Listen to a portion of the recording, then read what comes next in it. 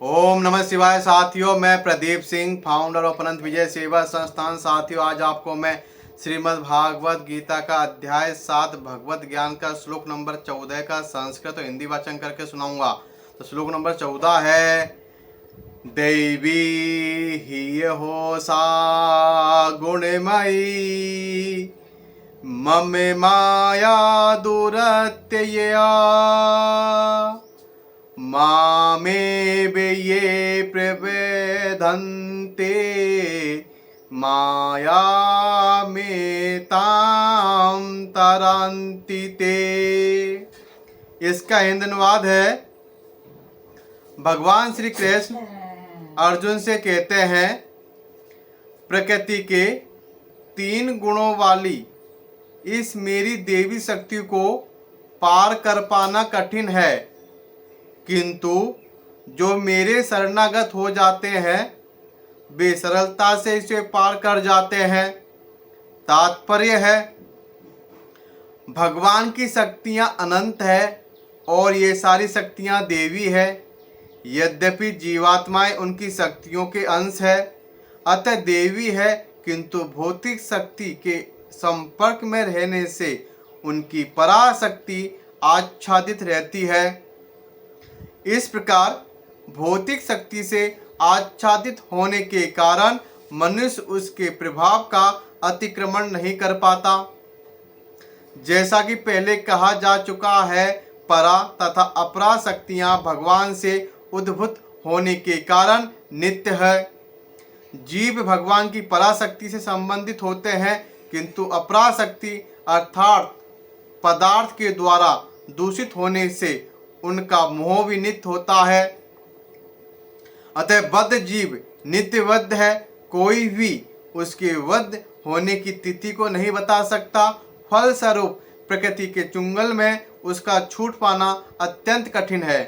भले ही प्रकृति अपराशक्ति क्यों न हो, क्योंकि भौतिक शक्ति परमेच्छा द्वारा संचालित होती है, जिसे लांघ पाना जीव के लिए कठिन है। यहाँ पर अपरा भौतिक प्रकृति को देवी प्रकृति कहा गया है, क्योंकि इसका संबंध देवी है तथा इसका चालन देवी इच्छा से होता है। देवी इच्छा से संचालित होने के कारण भौतिक प्रकृति अपरा होते हुए भी दृश्य जगत के निर्माण तथा विनाश में महत्वपूर्ण भूमिका निभाती है। वेदों में इसकी पुष्टि इस प्रकार हुई है, मायां तु प्रकृतिं विद्यान्मायिनं तु महेश्वरम।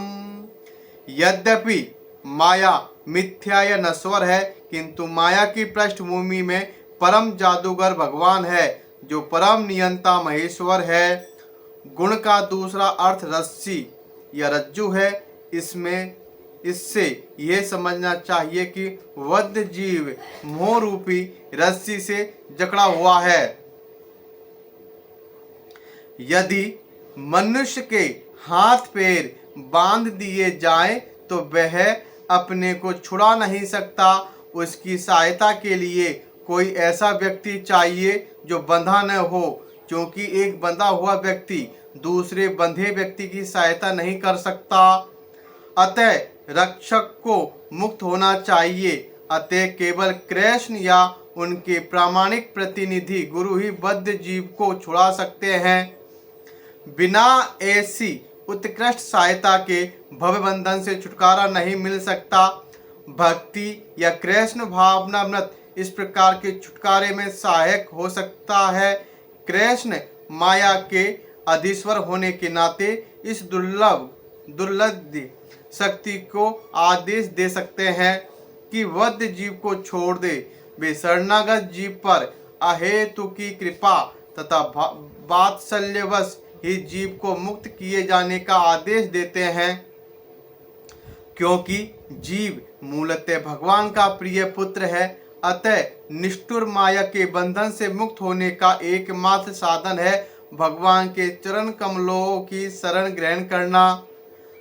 मामेव पद भी अत्यंत सार्थक है। माम का अर्थ है एकमात्र कृष्ण को, ब्रह्मा या शिव को नहीं। यद्यपि ब्रह्मा तथा शिव भी अत्यंत महान है और प्राय विष्णु के ही समान है, किंतु ऐसे रजोगुण तथा तमोगुणों के अवतारों के लिए संभव नहीं कि वे बद्ध जीव को माया के चुंगल से छुड़ा सके।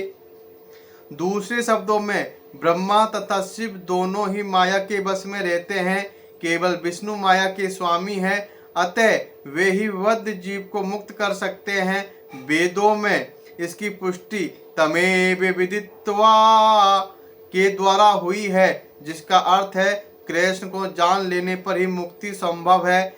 शिव जी भी पुष्टि करते हैं कि केवल विष्णु कृपा से मुक्ति प्राप्त की जा सकती है। मुक्ति प्रदाता सर्वेषां विष्णुरेव न संशय, अर्थात इसमें संदेह नहीं कि विष्णु ही सभी के मुक्तिदाता है। तो श्लोक नंबर 14 का संस्कृत और हिंदी वाचन यह है। कल फिर मिलेंगे श्लोक नंबर 15 के साथ। ओम नमः शिवाय साथियों, धन्यवाद।